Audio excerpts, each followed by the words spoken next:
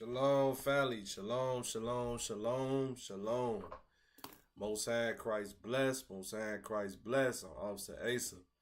All right, we back again with another mid-morning medicine. I pray y'all enjoyed y'all Feast of Tabernacles. All right, I pray y'all enjoyed it. Pray y'all had a good time keeping the Lord's feast. Most High Christ bless. So, we going to get right into it. So, today's class is entitled "The Bible is a White Man's Book, Lies Detected." So I'm pretty sure that all of us have heard, especially the men that go out there and hit them streets. You have people come up to the camp and they say this. You brothers and sisters who've been with us for some time. Maybe your family members done said this. Maybe your family member, your uncle, your cousin that was in jail and read every book to pass time done said this. So we going to go into the scriptures and we going to see where the title speak for itself. The Bible is a white man's book, lies detected. Because that's a common statement that our people make and it's untrue. So we going to get into it. Shalom, shalom, family. Most High Christ bless. Shalom, shalom. All right, so we're going to get into it. So first thing we're going to touch on is color in the Bible. And that's very important because not only do people say, they say this is a white man's book, they say the white man wrote it, right? So what we're going to do first, we're going to see how the people look that wrote these words. That's the first thing we're going to do. So real quick, we're going to go to Psalm 68 and 11. Some of y'all might know these scriptures. Some of you may not. So even if you know these scriptures, it's always good to hear them over and over. Remember what Bishop Nathaniel always says, repetition is the key to mastery. All right. So we're going to go to Psalm 68, verse 11. And make sure y'all paying attention because I will be asking y'all some questions. All right. Psalm 68 and verse 11. It says, "The Lord gave the word. Great was the company of those that published it." I'm going to read it again. "The Lord gave the word. Great was the company of those that published it." So we start there because first and foremost, the Most High gave the word. The Most High gave these men the words to speak and to write down for us. Understand that. These men who we're going to go into, who we're going to read about, they didn't just come up with these things that they wrote on their own. How did these men write about futuristic events that did not happen in their time out of nowhere? No, the Most High gave these men visions, signs. They wrote these things down, and a lot of the things that these men wrote are happening today. That's what makes them prophets. They were prophesying of things to come that didn't necessarily happen in their time. They happened later on. For example, you got like John the Revelator. John the Revelator was prophesying about a lot of the wars that took place in history. That's not by coincidence. That's by divine intervention, as they say. A divine power was giving him signs and visions, and he was writing those things down. All right. So the first person we're going to start with is Moses. Let's start off with Moses because Moses is one of those men. At the bottom of that precept in Psalm 68 and 11, it says, "The Lord gave the word, great was the company of those that published it." So let's start off with one of the first men, right? Because Moses wrote the first 5 books. So let's see how Moses looks and let's get his race. All right, so we're going to go to Exodus chapter 2 and verse 1. We're going to start off right there. Exodus chapter 2 and verse 1. Exodus chapter 2 and verse 1. "And there went a man of the house of Levi, and took a wife, a daughter of Levi. And the woman conceived and bare a son. And when she saw him, that he was a goodly child, she hid him 3 months. So what are we reading about right here? We are reading about Moses' background. Who is this talking about? This is talking about Moses' father marrying his mother. His father and his mother were both from the tribe of Levi. The tribe of Levi comes from the forefather Levi, who was born of who? The son who was born of who? Jacob. Was born of Jacob. Jacob had 12 sons. Levi was one of his 12 sons, hence the tribe of Levi, which are the so-called Haitians today, come from. All right? So we're going to jump down from there to verse 10. And the child grew, talking about that same child in verse 1 and verse 2. And the child grew, and she brought him unto Pharaoh's daughter, and he became her son, and she called his name Moses. And she said, because I drew him out of the water. So this is talking about Moses. That's who we're talking about. From there, we're going to jump to 19. So we have Moses' race. He is an Israelite from the tribe of Levi. Now, how does Moses look? That's very important because they make all of these movies. They play all of these movies during Easter. I know I ain't the only one that know about them who ain't seen them. 10 Commandments. So right here, we got his race. Now we're going to see how he look. Let's see if the movies that depict Moses are accurate with the Bible. We're going to jump down to verse 19.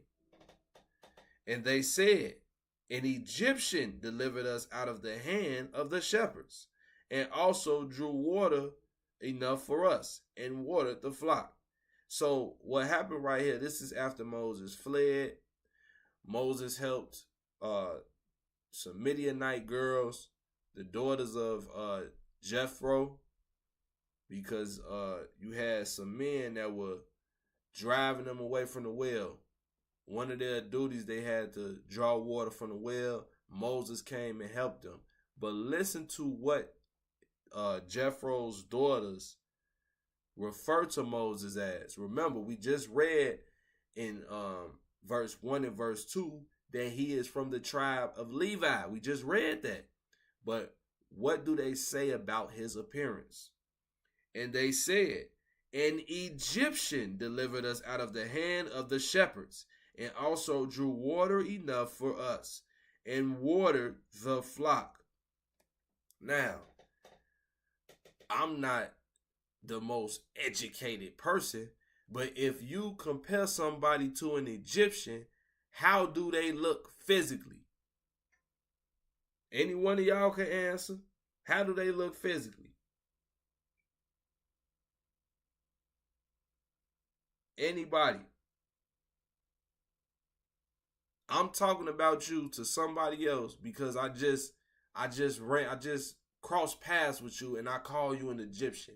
What is your physical appearance?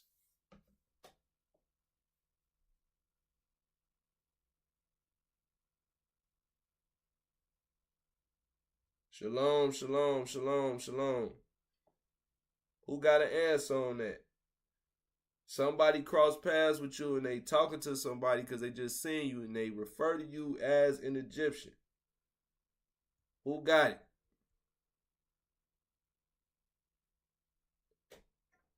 Gentile, black? No. Black. That's it. Because the Egyptians is another dark-skinned people. But we know that Moses was not an Egyptian. But for them to call Moses an Egyptian, he had to be of that hue, of that complexion, showing you what Moses is a black man. So all those movies are a lie that they make. That 10 Commandment movie, any little movie that they make is always a Caucasian man playing Moses. Every time. From there, we might as well get it. They always duck and dodge this, right? Exodus 4 and 6. So this was one of the 3 signs that Moses was given to show the children of Israel that the Lord was dealing with them, right? Exodus chapter 4, verse 6. And the Lord said furthermore unto him, put now thy hand into thy bosom, And he put his hand into his bosom, and when he took it out, behold, his hand was leprous as snow. So the Lord told Moses, take your hand, put it into your bosom, and then when he took it out, his hand was leprous as snow. So you got two different leprosies. You got the leprosy where people have sores and all of this all over their body, and then you got the one where you got the pigmentation is gone. Y'all understand what I'm talking about? Probably had family members that may have had some form of that, where the pigmentation, one part of their limb or something, the pigmentation is pale, it's gone, right? So that happened. The Most High turned Moses' whole hand leprous. Verse 7, and he said, put thy hand into thy bosom again. So he turned his hand leprous. Then he told him, put his hand back into his bosom again, and plucked it out of his bosom, and behold, it was turned again as his other flesh. If he was already a Caucasian man, it wouldn't have been that big of a difference. It wouldn't have been that big of a sign. He turned his hand into a different color. Turned the flesh of his hand pale. They never show this in any of the movies. That's showing you what? He was a black man. He was a man of color. I pray y'all caught that. I pray y'all caught that. They never show that in any of the movies. They show him turning the staff into a serpent. They show that. They show him parting the Red Sea. They show him turning the water into the river into blood. The Nile. They show him turning the Nile into blood. But they never show his hand being turned leprous. They never show that. But we don't read.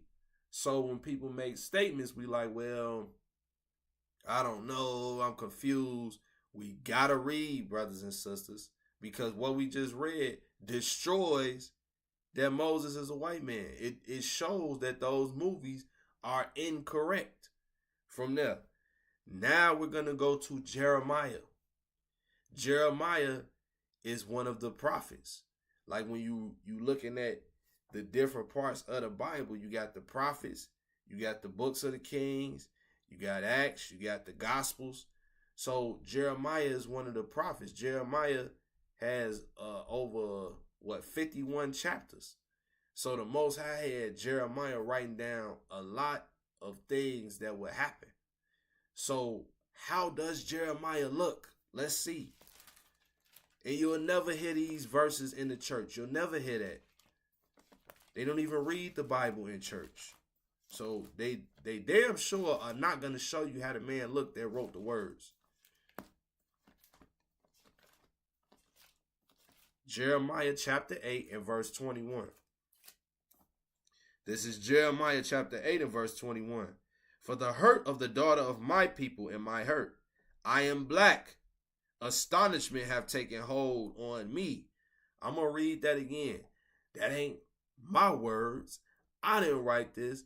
This is out of Jeremiah's mouth. He telling you how he looked. Watch this. For the hurt of the daughter of my people am I hurt.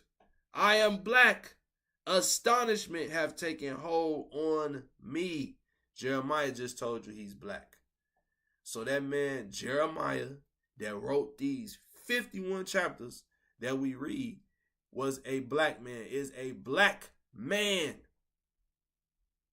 Understand that. Jeremiah is a black man, but they don't portray him as that. If it is any movies or any depictions of him, if we Google Jeremiah, when his Wikipedia come up, they're going to have a image of a Caucasian man. Any of the prophets is always an image of a Caucasian man. Yet, when you read the Bible, he says it himself that he is black. That's why we got to read, brothers and sisters. So they not pulling the wool over our eyes. These are your ancestors. From there. Now, let's go to Solomon. Watch this. Let's go to Solomon. We're going to go to Song of Solomon, chapter 1 and verse 5. You're probably wondering why we going there. We going there because Solomon wrote words in the Bible. He wrote passages, chapters in the Bible. So let's see how Solomon looks. And finding out how Solomon looks is just going to further destroy the lies that they say that the Bible is a white man book. So before I read these next couple verses, somebody tell me who King Solomon is. Who is he?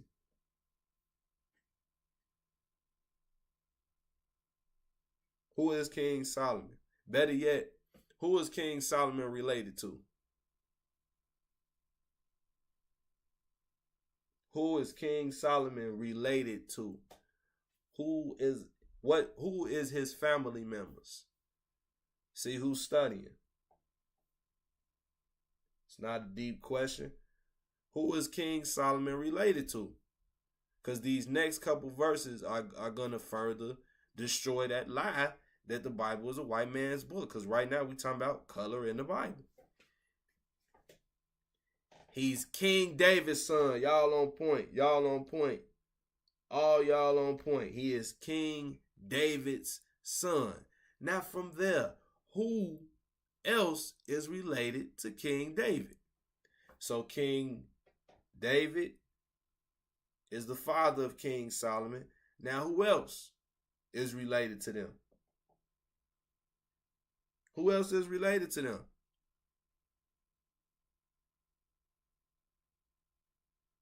If you reading, this is not a hard question I'm asking. I'm telling you, it's very simple if you read.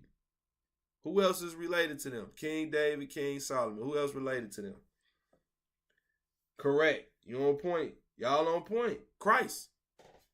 So you got King David, you got King Solomon, and then you got Christ. They all related. They all in the same family line. Now let's see how Solomon looked. Song of Solomon, chapter 1 and verse 5.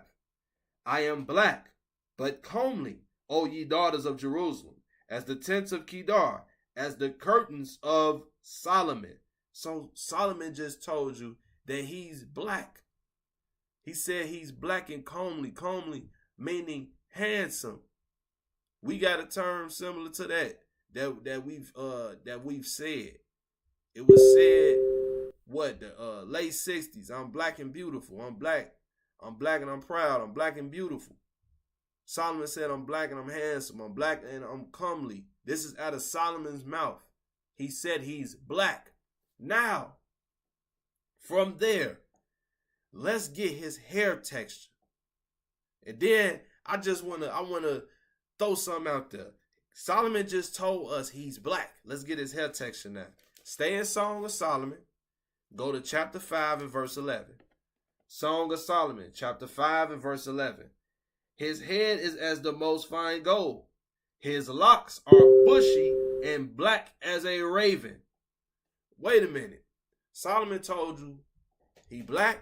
Then he said his hair is bushy and black as a raven. Who got hair like that? Y'all on. Who got hair like that?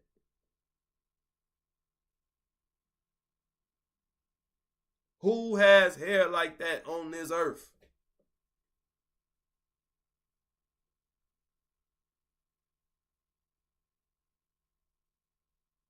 Philemon, you on point. We do. We do. That's us.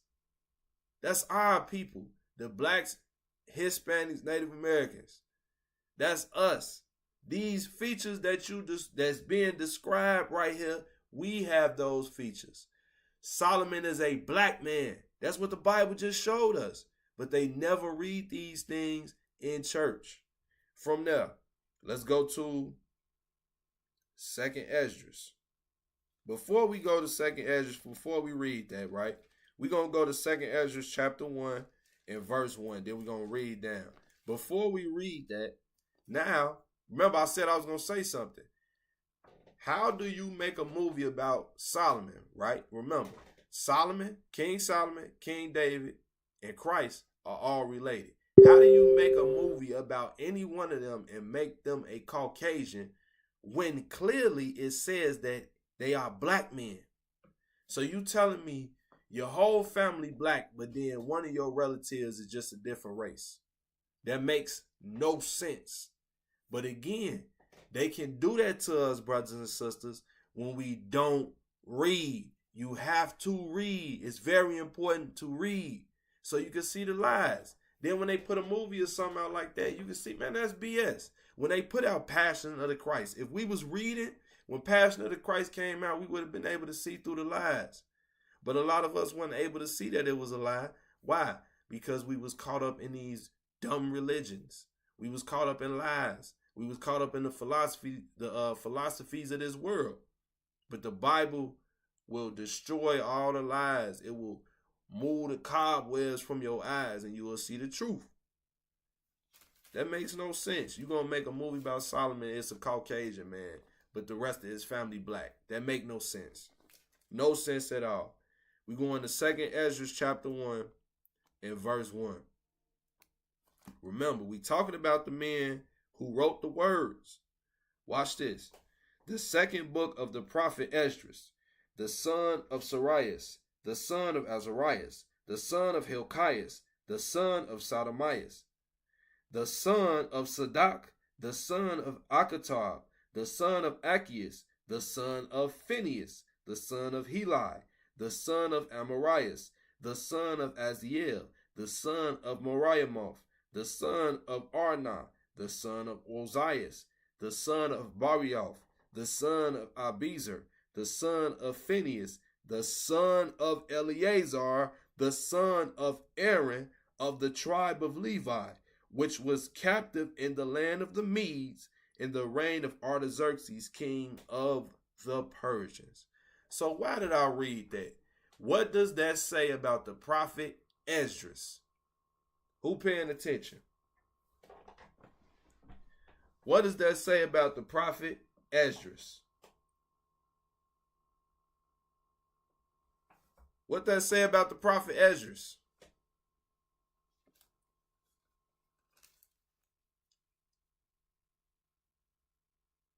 What does that say about Esdras? Who caught that? Who caught that? Study to show thyself approved. Of course, you got to study. What does that say about Esdras? He's from the tribe of Levi. Who did we just read about that was from the tribe of Levi and how did they look? Moses. So Moses is from the tribe of Levi. We just read he's a black man. Then we read here, Esdras is from the tribe of Levi, the same race of people. So what does that say about Esdras? Esdras is a black man. He's from the same tribe as Moses. They were both Levites. From there. Now let's go back to Genesis. We're going to go back to Genesis. Then we're going to switch gears. And we're going to touch on some more things to further prove that statement, the Bible is a white man's book, is a lie. We're going to go to Genesis chapter 42. Genesis chapter 42 and verse 6. Genesis chapter 42 and verse 6. And Joseph was the governor over the land, and he it was that sold to all the people of the land. And Joseph's brethren came and bowed down themselves before him with their faces to the earth. And Joseph saw his brethren, and he knew them, but made himself strange unto them. And he spake roughly unto them. And he said unto them, Whence come ye? And they said, From the land of Canaan to buy food. And Joseph knew his brethren, but they knew him not. So hold on. It says, this is talking about the forefather Joseph. Now, you know they got plenty of movies about Joseph, interpreter of dreams or king of dreams. Joseph was able to hear a person's dream and explain what the dream is talking about. That's the gift that the Most High had gave him. He was able to interpret whatever dream a person had and explain what the Most High was saying to them with that dream. So, if you know the history, Joseph's brothers sold him into slavery, right? But the Most High had a whole plan behind that, because ultimately Joseph got sold into slavery into Egypt, and it was all for the benefit of the forefathers in the end, because he rose up to be a governor and he helped the people survive the famine that hit that region. So right now his brothers have came. This is years later. Now he's been with the Egyptians because he got sold to the Egyptians. So if Joseph is a Caucasian man here, his brothers, it says he spoke roughly to him. He saw his brothers, but they knew him not. If this is a Caucasian man with Egyptian clothes on, he should stick out like a sore thumb. Do y'all follow me? It's very simple and plain when you look at this. How is it you make movies about Joseph and he's Caucasian? He shouldn't be able to blend in with no Egyptians. But how is he able to blend in with Egyptians? Somebody tell me. How is he able to blend in with some Egyptians? How is he able to blend in? Same way that Moses was able to blend in. A black man. That's how. This shows Joseph is a black man. And then I'm going to jump down to verse 23. It says, and they knew not that Joseph understood them, for he spake unto them by an interpreter. That proves in verse 23 that Joseph was speaking the Egyptian language to the interpreter, and then the interpreter was speaking to his brothers. So he got on Egyptian apparel. He not speaking the language of his people, and he's speaking to his brothers through this interpreter or this translator. That's what we call them today, translators. That's like if I was speaking in English and you spoke another language, I'm speaking to somebody and then they telling you what I'm saying in whatever language you speak. That's what was going on. So they didn't recognize their brother. He not dressing the same. He not speaking the same. This is just further proof of our forefathers being black men. Further proof. And they never depict the forefathers as they are described in the scriptures. They never do. From there, now we're going to go to the forefather Paul. What was that? Yep. Philemon saying maybe bald his head, no beard. Yeah. Remember, he took on the ways of the Egyptians. He was amongst the Egyptians. You got to think about that. He wearing the whole apparel. All the little stuff they used to put on their face, he wearing all that. Because he's among those people. But don't forget, in order for him to blend in, to look like one of them, he got to be what? Of that hue, of that complexion. Even Christ, right? Remember when the angel came to Joseph and told him to take his wife and his son and flee into Egypt? You ain't had no Caucasian baby in Egypt. I'm sorry. It's not happening. So somebody after you in Egypt and you a Caucasian is like, there you go right there. They're going to point you out. But if you are of the same skin tone as those people in that land, you can hide. But these is things that we ain't taught. These is things that we don't know because we don't read. From there, let's go to Acts chapter 21 and verse 37. Now we're going to go to the forefather Paul. Acts 21 and verse 37. Like I said, some of these verses you may know, some of them you may not know. But take notes. Acts chapter 21 and verse 37. Now we are going to go into the forefather Paul. Paul is a very important figure when you're reading the scriptures. And I'm going to explain why he is in a minute. Acts chapter 21 and verse 37. And as Paul was to be led unto the castle, he said unto the chief captain, May I speak unto thee? Who said, Canst thou speak Greek? Art not thou the Egyptian, which before these days made us an uproar, and led us out into the wilderness, 4,000 men that were murderers? But Paul said, I am a man which am a Jew of Tarsus, a city in Caesarea, a citizen of no mean city, and I beseech thee, suffer me to speak unto the people. So hold on. We're going to read that again. And as Paul was to be led unto the castle, he said unto the chief captain, May I speak unto thee? Who said, Canst thou speak Greek? So this chief captain is taking Paul. He's leading him into to this castle. And then Paul says to him, Hey, can I speak? Can I say some words? Then he turns to him like, hold on, you speak Greek? You speak my language?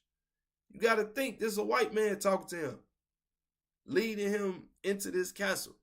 Like, wait, you speak my language? You speak Greek? And then he said, Art not thou that Egyptian? Here we go again. I know they just made a movie about Paul. I know I've seen this somewhere. Like, I want to say maybe a couple months ago. They just made a movie about Paul. And the man they had playing Paul was a Caucasian. Had a Caucasian man playing Paul. Here you go. This chief captain just said, Are not thou that Egyptian? He just called Paul an Egyptian. So what does that say about Paul? What does that say about Paul?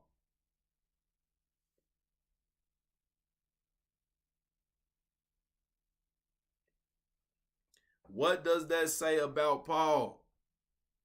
Who paying attention?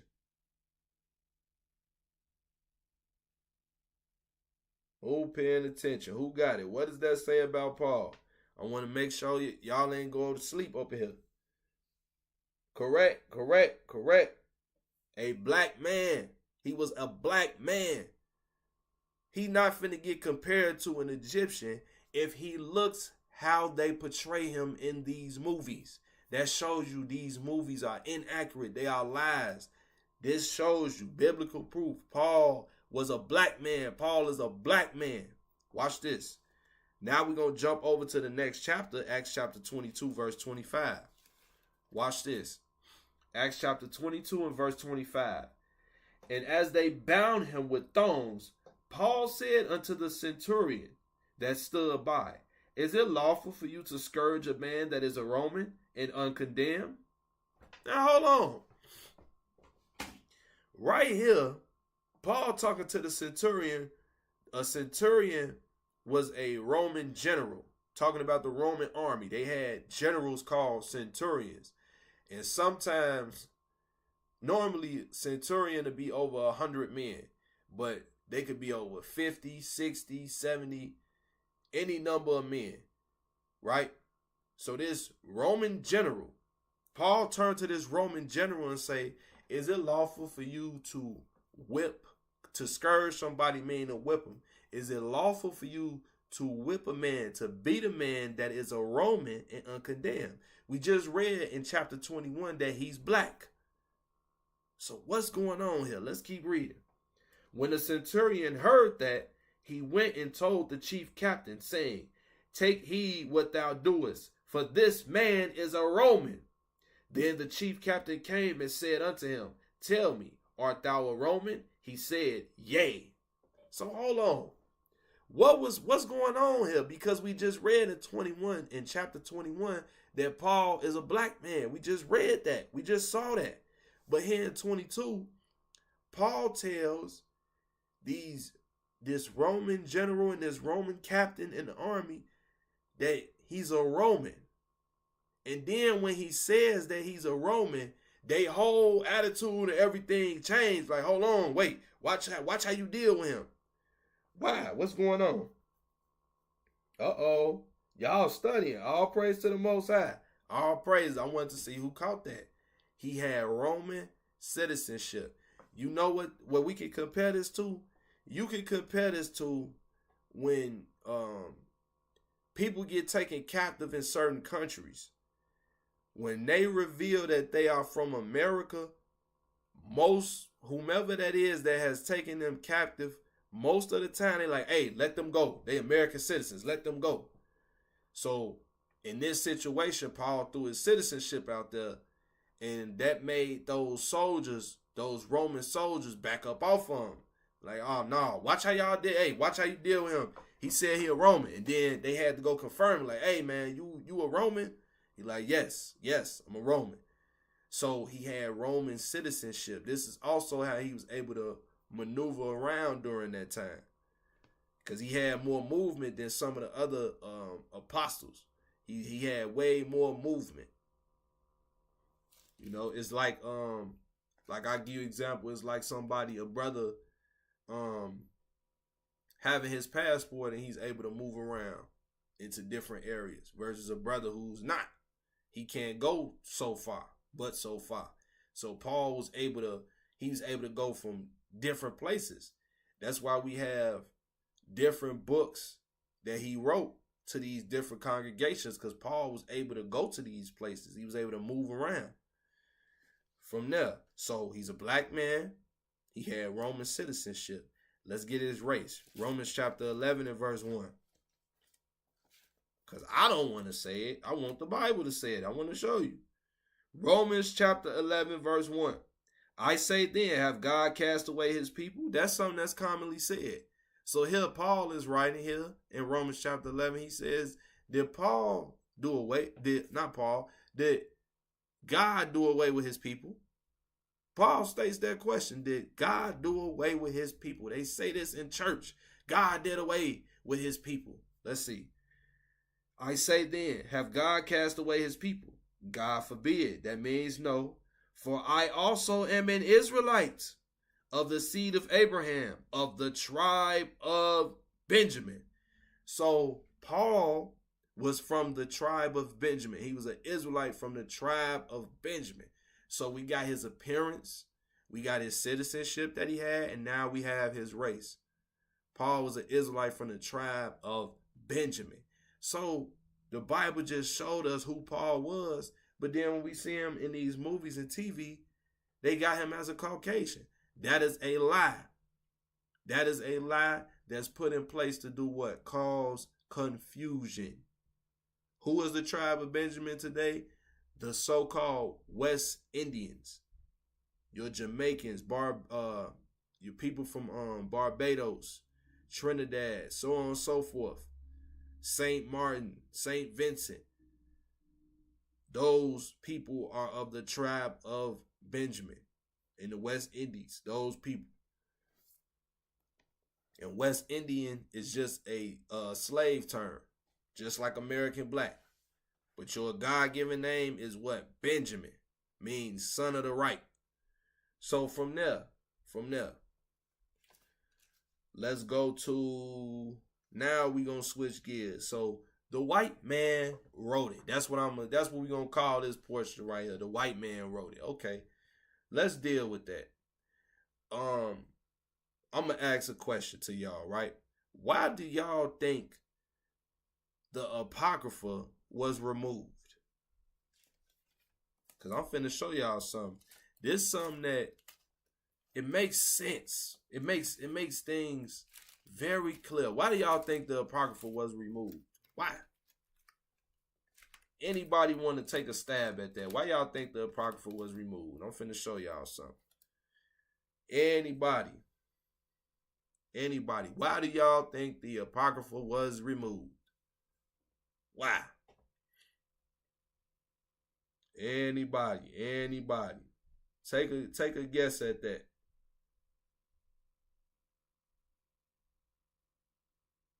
Okay, for sake of time.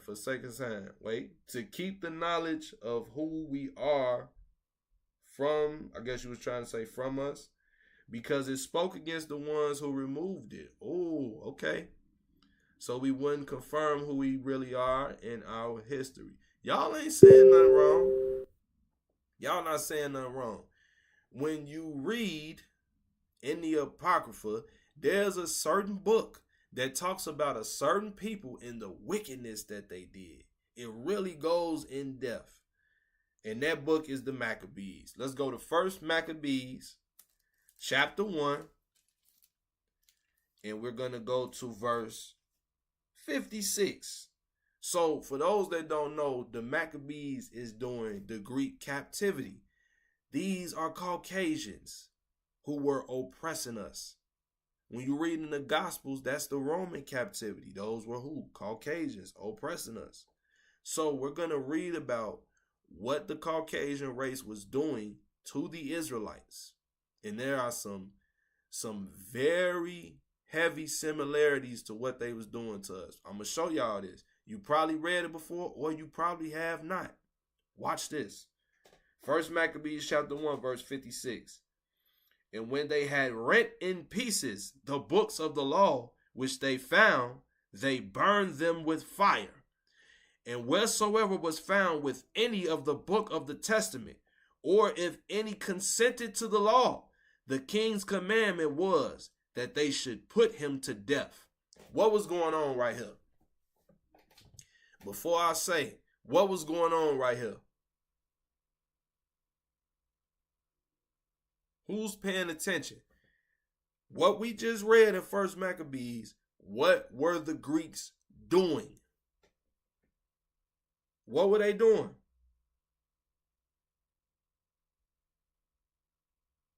Anybody, what were the Greeks doing right here? What we just read.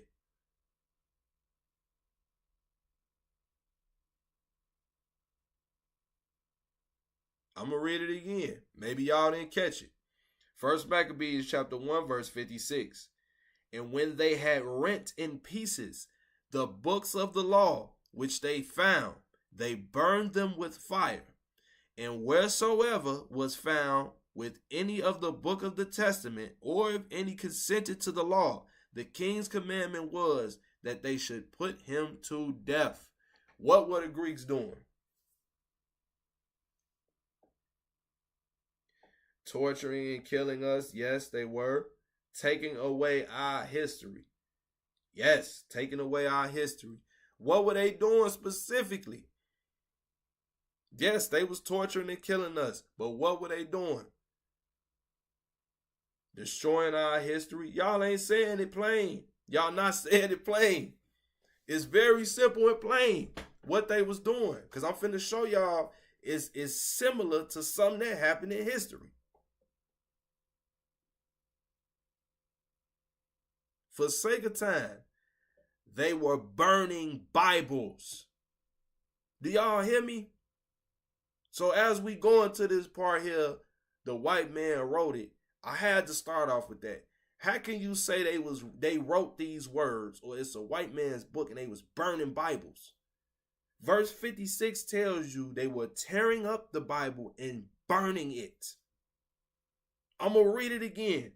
And when they had rent in pieces the books of the law, which they found, they burned them with fire. The books of the law is the Bible.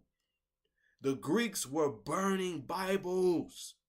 Then, verse 57, and wheresoever was found with any of the book of the testament, or if any consented to the law, the king's commandment was that they should put him to death. What was they doing right there?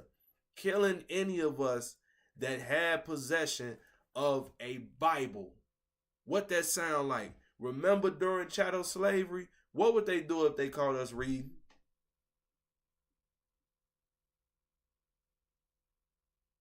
What would they do if they caught us reading? They would kill us. We would be severely punished or killed for reading. And they were doing this to us during the time of the Greeks. It's the same people. So it's not a shock that they did the same thing in a later time period. I pray y'all see that. So you can't say that these people wrote this book when they was burning it. That make no sense. I pray y'all caught that. From there. Let's go to Exodus chapter 34 and verse 27. We're going to go to Exodus chapter 34, verse 27. Now, who wrote the words down? We got how the man looked that wrote the words.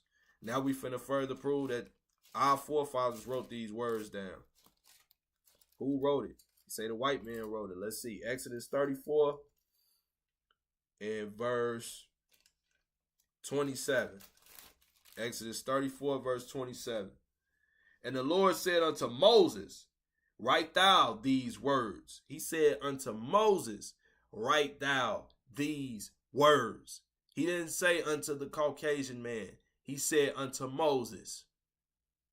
Remember, when you read the first 5 books, it says the first book of Moses, the second book of Moses, the third book of Moses, the fourth book of Moses, the fifth book of Moses. Moses was one of the writers of these words, your forefathers, and we proven it. And the Lord said unto Moses, write thou these words, for after the tenor of these words I have made a covenant with thee and with Israel. Right there, that just shows you the Lord only got a covenant with who? Israel. The Israelites. Verse 28. And he was there with the Lord 40 days and 40 nights. And he did neither eat bread nor drink water. And he wrote upon the tables of the words of the covenant the 10 commandments. So this is one of the writers of these words. And right here it tell you he was with the Lord 40 days and 40 nights. He was fasting 40 days and 40 nights. And during that time he was in Mount Sinai, the Most High was showing him all the history of the forefathers. From the beginning, he showed him creation, everything. Moses wasn't just up there getting 10 commandments. The Lord was showing him everything. In Esdras, it tell you he showed him the beginning, the end, the midst of times. I think I'm saying it wrong because it say that about Solomon too. But he showed Moses way more than 10 commandments. But the key point that we want to get out of there, Moses was one of the writers of these words. Your forefathers. The white man did not write these words. Understand that. From there, let's go to Jeremiah chapter 1 and verse 9. No, Jeremiah 1 verse 1. Then we're going to jump to verse 9. Jeremiah chapter 1 and verse 1. Jeremiah chapter 1 and verse 1. I hope y'all taking notes. Jeremiah chapter 1 and verse 1. The words of Jeremiah. So these are the words of Jeremiah. These not the words of another race, of the Caucasian man. These ain't the words of them. These are the words of Jeremiah, the son of Hilkiah, of the priest. What group of people was the priests? When you read the scriptures, what group of people were the priests? The Levites. Jeremiah was from the tribe of Levi. So if he's from the tribe of Levi, what is his appearance? He's a black man. He just told you in chapter 8 verse 21 he black. So this furthermore proof. But right now we getting one of the men that wrote it. Now we backing up that he wrote it. He wrote these words. The words of Jeremiah, the son of Hilkiah of the priests, that were in Anathoth in the land of Benjamin, to whom the word of the Lord came in the days of Josiah the son of Ammon, king of Judah, in the 13th year of his reign. We're going to jump down to verse 9. We're going to jump down to verse 9. Verse 9. Then the Lord put forth his hand and touched my mouth. And the Lord said unto me, behold, I have put my words in thy mouth. So he put his words in Jeremiah's mouth. And what did Jeremiah do? Jeremiah wrote down these visions, these prophecies that the Lord gave to him, showed to him, and was bringing it to Israel. So this is further proof who wrote these words. The white man did not write these words. Understand that. That's what we doing. We showing you the truth. This is not a white man's book. Now, let's get Solomon.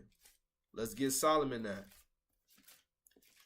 Might seem simple to some. And then, like I said before, you may have not heard these verses. Even if you heard them, go back over them. We're going to Solomon now. 1 Kings chapter 4 and verse 32. I'm just getting to the point, but it's a lot. And chapter 4 concerning Solomon. I'll just read it. We're going to start from 29. So we're going to start at verse 29 and we're going to read down to 32. 1 Kings chapter 4 verse 29. And God gave Solomon wisdom and understanding, exceeding much. Remember, Solomon prayed for wisdom and the Lord blessed him with it. Right? What else happened? and largeness of heart, even as the sand that is on the seashore. So the Lord gave Solomon, like, the amount of wisdom that he put in his mind was as the sand of the seashore. You can't count every little speck of sand that's on the beach. You can't count every little speck of sand. You can't count that. That's how much wisdom the Lord poured into Solomon. He prayed for wisdom. The Most High poured that wisdom into him, and then you start seeing that wisdom come out of Solomon when he was dealing in certain situations. Verse 30. And Solomon's wisdom excelled the wisdom of all the children of the east country and all the wisdom of Egypt. That's for the Egyptologists. Our forefathers' wisdom excelled all nations' wisdom. Think about it. The queen of Sheba, she was a queen of her own nation, her own realm. She came to our forefather to learn. Have some self-esteem about yourself, brothers and sisters. When you read this Bible, you find out how great your people were. The nations used to come learn from us. Understand that. Verse 31. For he was wiser than all men, than Ethan the Ezrathite, and Heman, and Calcol, and Darda, and the sons of Mahol.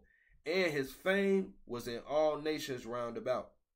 Verse 32, this is the point. Verse 32 is the point. And he spake 3,000 proverbs, and his songs were 1,005. It said he spake 3,000 proverbs, and his songs was 1,005. That just gave you the amount of what he wrote, the amount of words that he wrote, wisdom that he wrote down. Let's prove that. Let's go to Song of Solomon 1. We're going back to Song of Solomon 1 again. Because it's a misconception in Christianity. They say a woman wrote that. Just told you here in 1 Kings, Solomon's songs was 1,005. Now we're going to go back to the same book, Song of Solomon, and see if he wrote it. It's right there in the first chapter. Song of Solomon, chapter 1, verse 1. The Song of Songs, which is Solomon's. How do you bypass something like that? Because you're rebellious and you want to come up with a doctrine. Solomon wrote these words. From there, let's move on to Proverbs. Proverbs. These going to be quick. Proverbs 1 and 1. Watch this. Proverbs chapter 1 and verse 1. Proverbs 1 verse 1. Things that never get read to us be right up under our nose. The Proverbs of Solomon, the son of David, king of Israel. How do you go past that? How do you go past that? We know how Solomon looks. Solomon is a black man, and Solomon wrote these words. Solomon wrote down what the Lord showed him. From there. Let's go to, before we come out of Proverbs, let's go to Proverbs chapter 31. The words of King Lemuel, the prophecy that his mother taught him. Lemuel is another name for Solomon. That's another name for Solomon. Telling you again, who wrote these words? Solomon wrote them. He just is going by a different name here. Same thing. Another name for Solomon. He wrote these words. He just told us. He wrote 3,000 proverbs and his songs was 1,005. It was another one I wanted to go to. It's another one.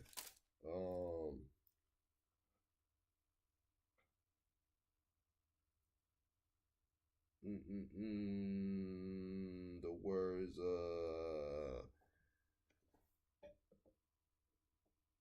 we gonna come back because there was another one I wanted to go to in Proverbs. Let's go to Ecclesiastes. Ecclesiastes 1 and verse 1.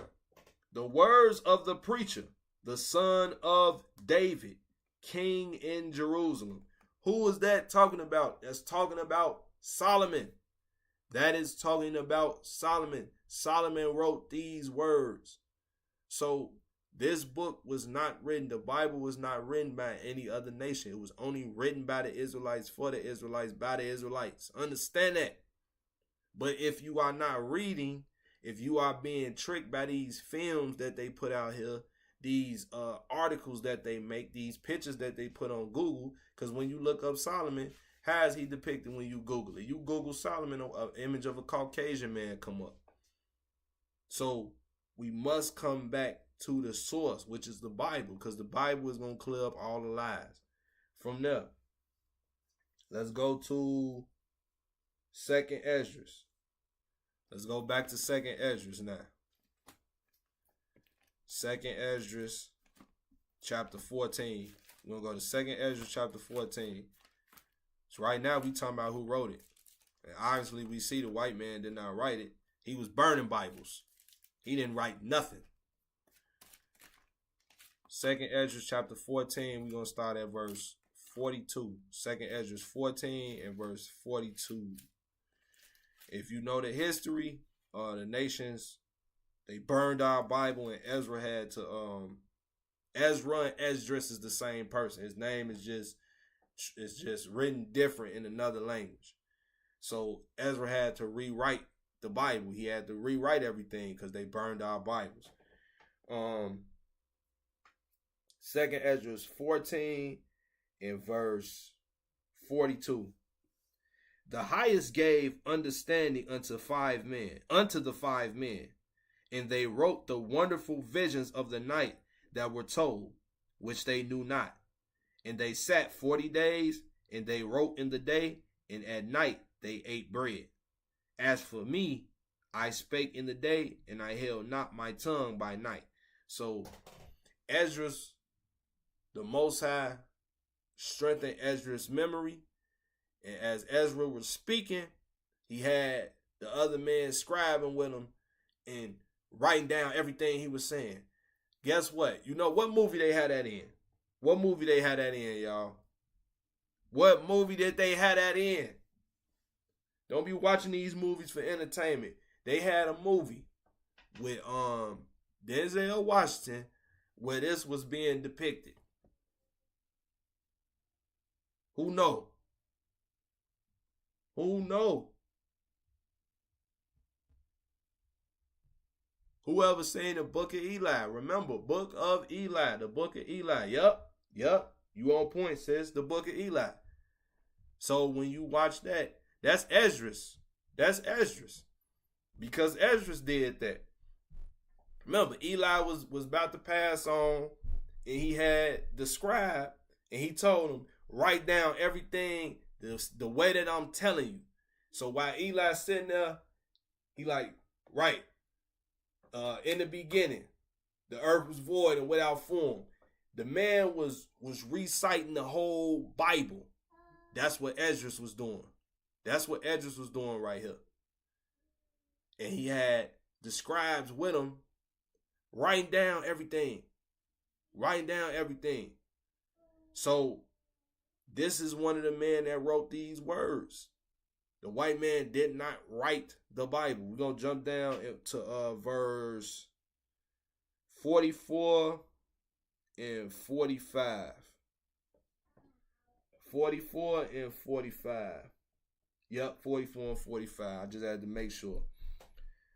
In 40 days they wrote 204 books. And it came to pass, when the 40 days were fulfilled, that the highest spake, saying, the first that thou hast written, publish openly, that the worthy and unworthy may read it. That the worthy and unworthy may read it. So, right here, this is showing you one of the writers of these words. After they wrote everything out, he said, bring it out so the worthy and unworthy may read it. So we able to read these things today.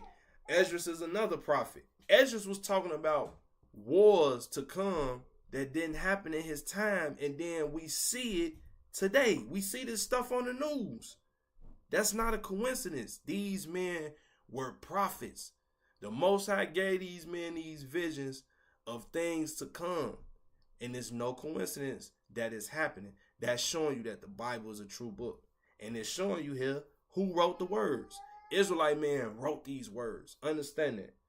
From there, we're going to go to, now we're going to talk about the Bible versus the world, right?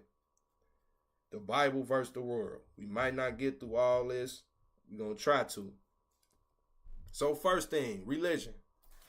In religion, commonly, you have to pray to something. Am I right or am I wrong? In religion, you commonly have to pray to something. A statue, an image, a picture. What does the scripture say about that? What does the scripture say about that? Because if the Bible is a white man's book, it should tell us that that's okay. It should be in line with whatever his agenda is. Whatever the agenda of the world is, the Bible should be in support of that. Let's see, because when you look at Catholicism, the Catholic Church, they pray to statues and images. They in churches kissing the white image of Jesus on the feet, on crosses, bowing down, putting ashes on their head. Let's see what the scripture says about just praying to images in general. Let's see. We're going to go to Exodus. Yep, y'all already know. Y'all already know. These is things we'll be able to see if we were reading. Our people don't read. That's why it's important to read. That's why the scripture says, blessed is he that readeth. Exodus chapter 20 and verse 3. Yep. Y'all already on point. No graven images. Idolatry. And I'm going to show y'all something, Lord will. Exodus chapter 20 verse 3. Thou shalt have no other gods before me. We can't run past that. If you are in a religion, maybe you tuning in, these religions are other gods. That's one of the 10 commandments. You're not supposed to have another God. You're not supposed to worship another God outside the God of this Bible. Understand that.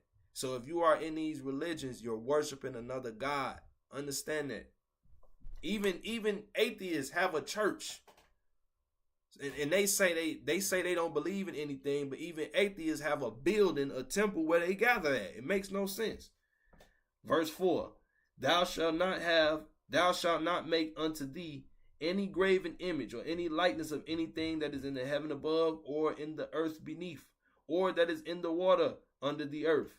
Thou shalt not bow down thyself to them, nor serve them. For I, the Lord thy God, am a jealous God, visiting the iniquity of the fathers upon the children unto the 3rd and 4th generation of them that hate me. So, that's in the 10 commandments. We are not supposed to worship other gods. And when you are in these religions, you not only worship other gods, but you pray to images that are hewn up by man. Man carved these things out, nail these things to walls, stand these things up in front of buildings and temples, and people pray to this stuff. You can't name a religion that it has none of these attributes. What this commandment just told us not to do, you can't name a religion that don't have these attributes. If you are in the East Indian religion, you worshiping Krishna, the little idol with the 4 or 5 arms. If you in Catholicism, you're worshiping what? That false image of Jesus. That's not in the Bible. And you doing strange things. You putting ashes on your forehead. You're doing communion. You letting them you doing communion. You letting them rob you. How can I forget that? You worshiping images. Buddhism, same thing. You got an image of a man, a bald head man, you burning incense, sage, and all this other stuff. All those things go against God. Islam, same thing. You bowing down to a rock. That is against God's laws. Understand that. From there, yep. Sis say they be kissing the feet of them statues. They do. We are not supposed to do any of that. Go to Habakkuk 2:18. Habakkuk chapter 2 and verse 18. Habakkuk 2 and 18. And some of these, like I said, some of these scriptures, you heard them before. Some of them might be your first time hearing them. But nonetheless, it's good to go over these things. We got to rehearse these things in our mind constantly. Habakkuk 2:18. What profiteth the graven image, that the maker thereof have graven it? So all these images of these religions are man-made. You always got somebody talking, man-made, man-made. That thing that you bow down and kissing is man-made. For the one that say that. That cross you wearing. Some of y'all wearing the little crescent moon on the chain. All that stuff is handmade. And how does it profit you? Is that chain that you wearing of that God gonna save you? Do any of these religions have any answers to the problems in the Black and Hispanic community? No. But when we go in the Bible has answers. The Bible tells us what to do to fix our situation. But those religions have no answers for us. All they have is strange rituals that our people partake in. I'm going to get to that later, Lord will. What profiteth the graven image, that the maker thereof have graven it? The molten image and a teacher of lies, that the maker of his work trusteth therein to make dumb idols. So they are dumb idols. They do not profit you. They won't save you. Understand that. But our people are so lost in these things, and our oppressors made all these religions. Every branch of Christianity made by the white man. Understand that. Islam made by the Arab. All these things was made by other races of people. They have no connection to us. Yes, some of us was in these religions doing slavery, but that was by force. But again, we don't read. We do not read. From there, let's get Psalms 96 and 5. I'm going to speed it up. Psalms 96 and verse 5. Let's get Psalms 96 verse 5. Because we got some more we got to touch on. Psalms 96 and verse 5. Right now, we talking about the Bible versus the world right now. We talking about religions. In religions, you worship images, stones, pictures. You do strange rituals. Psalms 96 verse 5. For all the gods of the nations are idols, but the Lord made the heavens. Bible telling us all the gods of the nations are idols. In all these religions, they got some form of a shrine. Like a shrine is like a table with all type of sage and incense burning, pictures, symbols, statues, all this stuff sat on this one place, and everybody coming and going to go pray to it. Almost all the religions got some form of that. I'm going to read it again. For all the gods of the nations are idols, but the Lord made the heavens. Understand that the scripture's telling us that. Get Deuteronomy 32:17. Go to Deuteronomy chapter 32 and verse 17. Deuteronomy 32 and verse 17. Let's go to Deuteronomy 32:17. They sacrifice unto devils, not to God, to gods whom they knew not, to new gods that came newly up, whom your fathers feared not. So that verse just said a lot. It said, our people sacrifice unto devils. Another word for devils is deceiver. These religions that we in, they deceive our people. And not only that, it says these new gods, our forefathers didn't know that. All these things that's in the earth, this stuff is new. Our forefathers, our ancestors didn't know nothing about that. Our ancestors only knew about worshiping the Most High. That's all they knew. All this other stuff, this stuff came into the earth new. This stuff is deceiving our people. Our forefathers didn't know nothing about this stuff. This stuff come from the other nations. That's why the Lord would always tell us, don't deal with the other nations. Don't be marrying them. Don't be trying to learn their ways. Don't be trying to figure out how they pray to their gods and all of that. Because it confuses us. It defiles us. From there, go to 1 Maccabees 2 and 21. Now, you may say, okay, but you may know what the word religion mean. You may say, well, what is our religion? Ain't this religion? Yeah, well, we gonna go somewhere. I'm gonna show you something. When our forefathers made that statement, right? When they spoke of religion, what was they talking about? Was they talking about this stuff that's in the earth? Let's see. First Maccabees chapter 2, verse 21. First Maccabees chapter 2, verse 21. God forbid that we should forsake the law and the ordinances. The law and the ordinances is the commandments of God, the Bible. Watch this. We will not hearken to the king's words to go from our religion, either on the right hand or on the left. So we know religion means something to hold back, something to restrain you, restrict you, right? So when our forefathers spoke of their religion, they were speaking of what? The commandments of God. They wasn't speaking of this stuff out here. All these idols, all these statues, all these strange rituals. Like, y'all don't even understand, like, brothers and sisters, the commandments of God, like the scriptures say, the simplicity of Christ. The commandments is very simple. It's not to the Most High open your understanding and you see that. You ain't got to do nothing crazy when you repent and you come back to your heritage. You ain't got to do nothing foolish, nothing wild. Think about it. In these religions, our people running around the church, falling out, getting white sheets thrown on them. Who knows what else?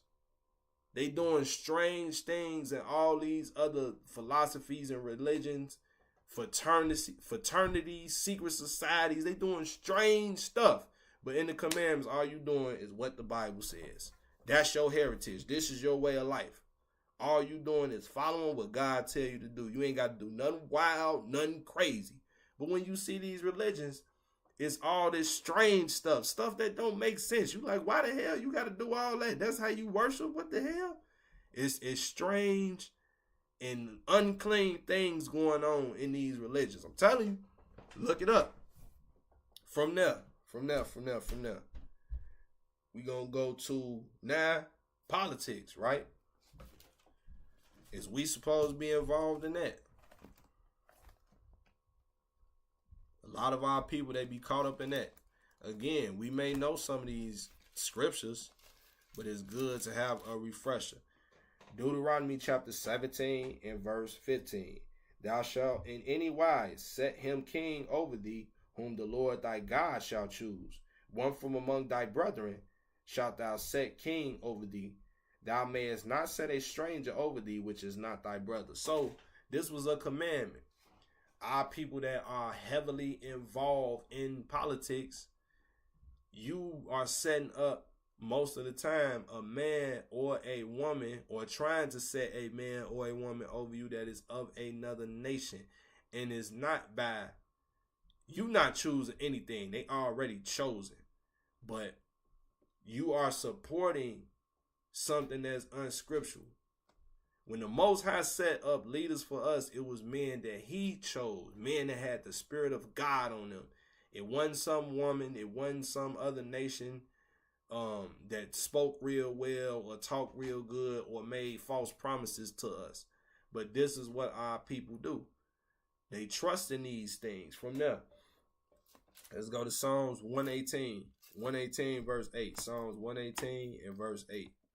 Psalms 118 and verse 8.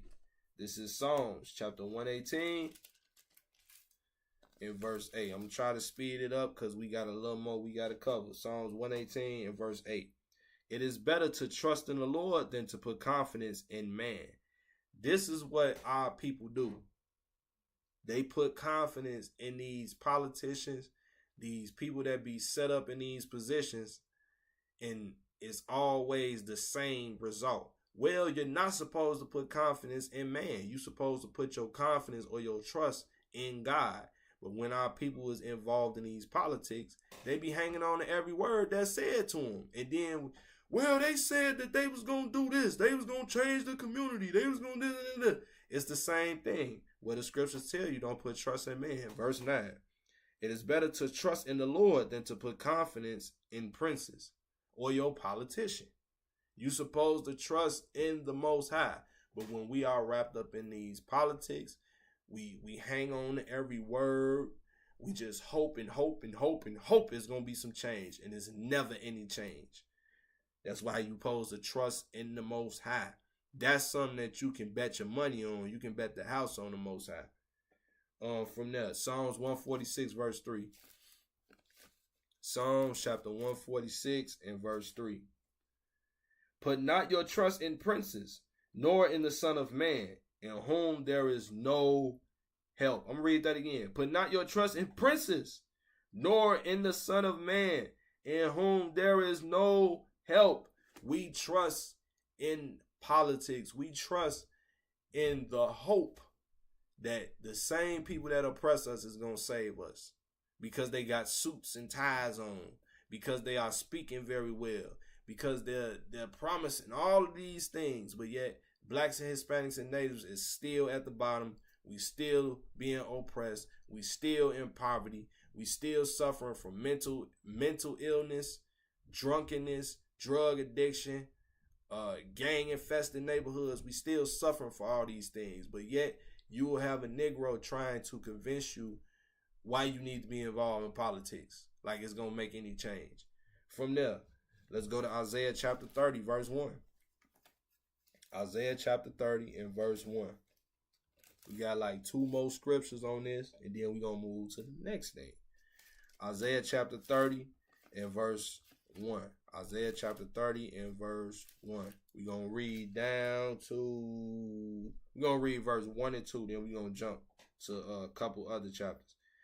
Isaiah chapter 30 verse 1.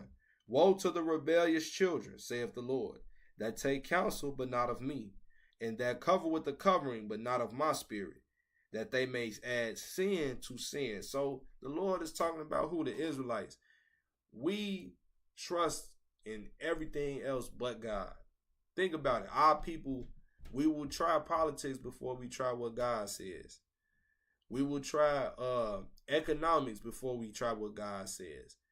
The list goes on. We will try everything but what God says. We've tried everything. Surely, let's try something different. Let's actually try to do what God tells us to do. After you find out who you are, try to do what God says. See how that work out. It's going to work out. Because that's the reason we in this situation to begin with.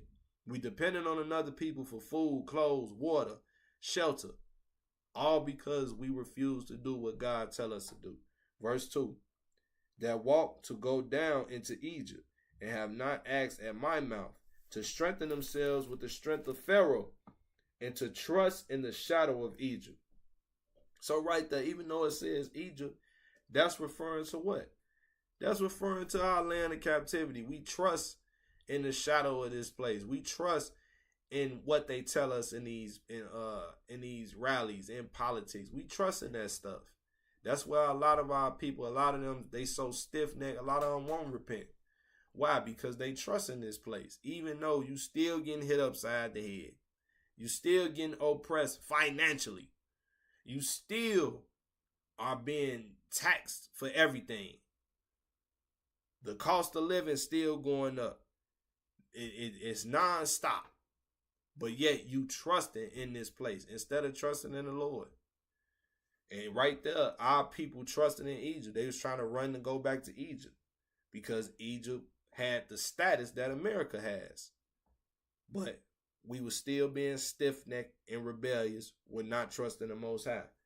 From there, let's get Isaiah 32 verse 6. Isaiah chapter 32 and verse 6. We're going to read verse 6 and verse 7. Isaiah chapter 32 verse 6. For the vile person will speak villainy, and his heart will work iniquity, to practice hypocrisy, and to utter error against the Lord, to make empty the soul of the hungry, and he will cause the drink of the thirsty to fail. So this is talking about who? These nations that be set up over us. This is talking about how they operate. They say one thing, they do another. And our people constantly trust in them. Constantly. Like something gonna be different. Our people still walking around trying to profess with signs saying, I am a man. That was done in the 60s. It's still being done now. You still trying to be identified in this place. You still trying to be recognized. Why? Because you trusting in oppression. You trusting in lies. Verse 7. The instruments also of the churl are cruel.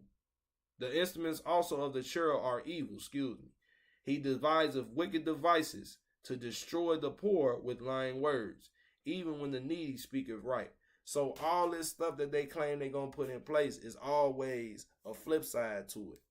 All this stuff that they promise our people is always a flip side. It's always something that's going to be a detriment to us or a hindrance to us. And our people fail to see that. Sirach chapter 4, verse 22. Sirach chapter 4 and verse 22.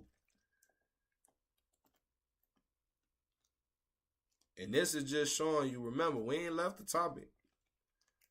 You see, the world telling us be involved in these things, but the scriptures telling us otherwise. That's showing you Bible not a white man's book. Don't support none of the stuff that's taught in this place.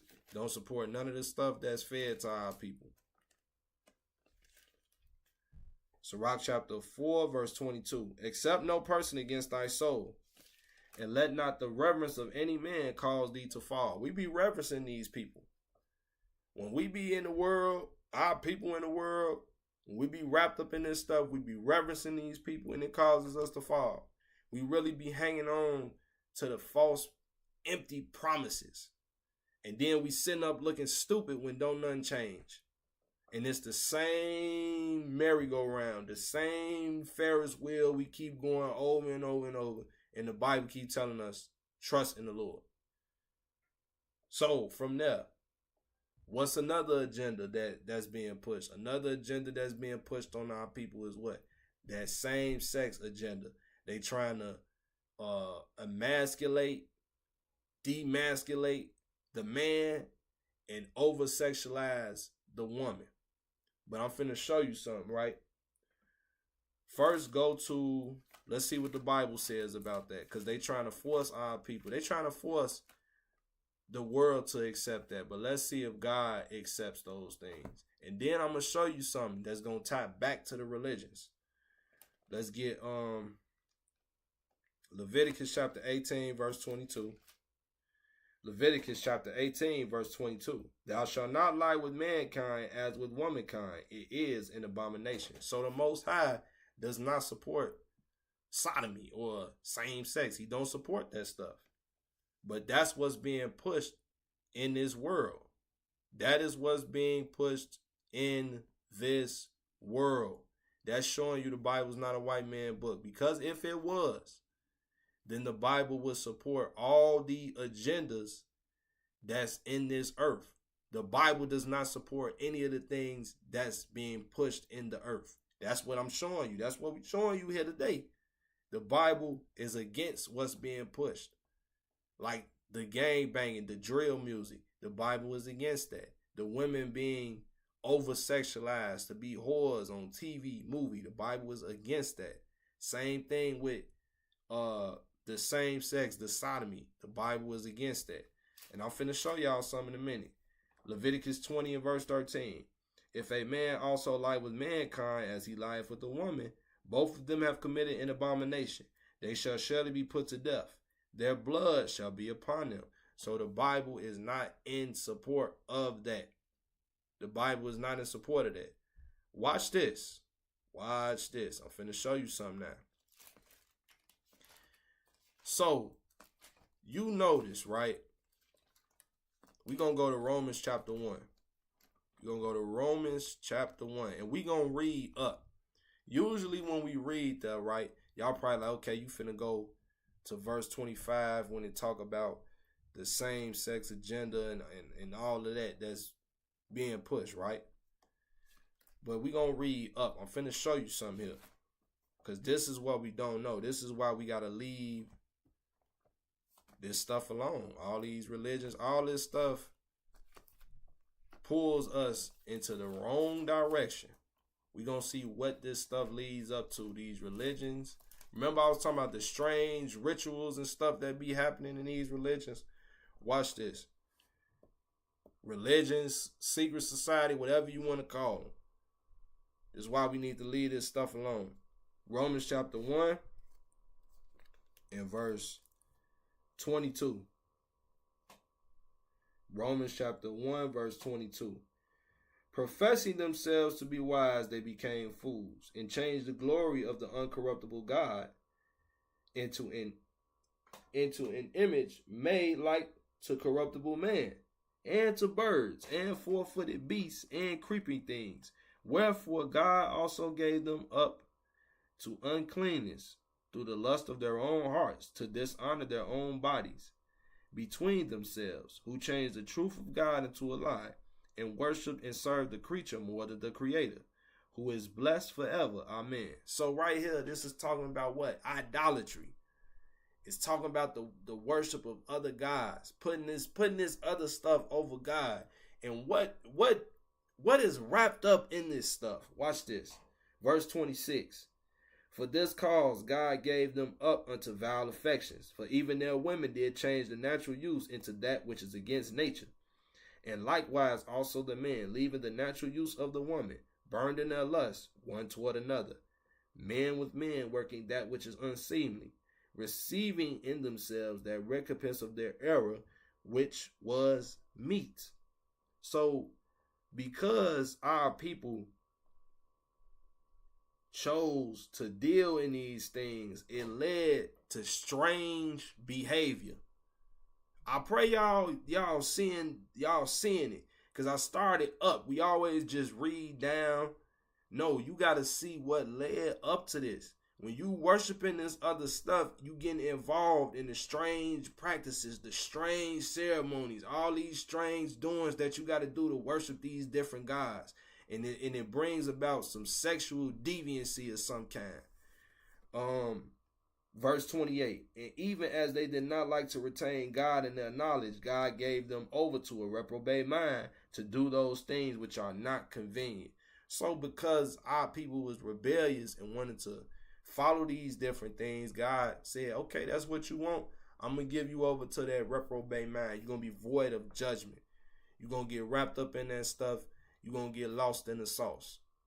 And when you see these religions and you really do your research on them, it's like, what the hell? This what they practice in there? This what they do? All that stuff leads to something strange. That's why we ain't even supposed to mess with that stuff. Now, one question. Where in the New Testament is this same thing said? Not the New Testament, the Old Testament. Where in the Old Testament is this same thing said? This is why we need to leave them other gods alone. Them other gods, them philosophies, this is why we need to leave that stuff alone, because it leads to some vile sexual behavior of some sort, some strange practices. Where is this said at in the Old Testament? It's said in the Old Testament somewhere too. It lined up right with Romans. Let's see who got it. Who got it? This is said somewhere in the Old Testament. Real quick, who got it? Don't all speak at once. Who got it? Where's this said at in the Old Testament? It's said just the same way, similar. You could put Romans 1 right next to this chapter in the Old Testament.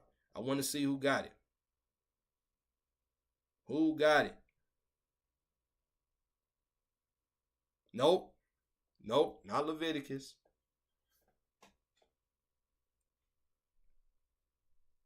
Anybody else? Who got it?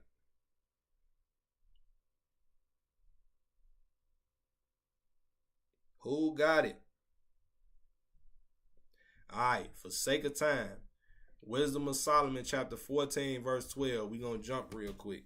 You're going to see it sounds just like Romans 1. They parallel each other. We're gonna go from the idolatry, and then it's gonna go into all the stuff that happened as a result of idolatry. Watch this. Wisdom of Solomon 14 verse 12. For the devising of idols was the beginning of spiritual fornication, and the invention of them the corruption of life. So the making of idols was the beginning of spiritual fornication. That was the beginning of it. Excuse me. from there, jump to 22. Moreover, this was not enough for them, that they erred in the knowledge of God, but whereas they lived in a great war of ignorance, those so great plagues they called peace. Verse 23.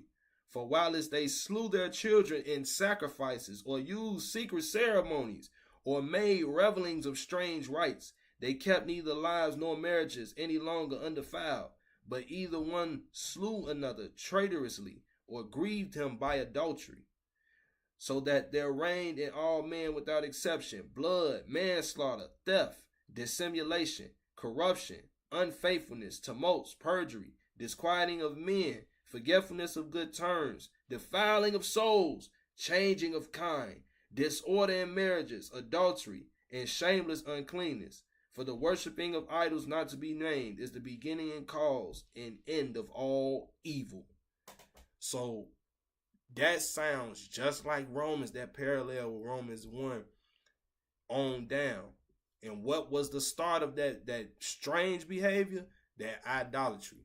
So that's going to conclude today's class, family. So the Bible, again, that title was The Bible is a White Man's Book, Lies Detected. I hope y'all saw the lies detected that they say. Make sure y'all support 12 Tribes worldwide.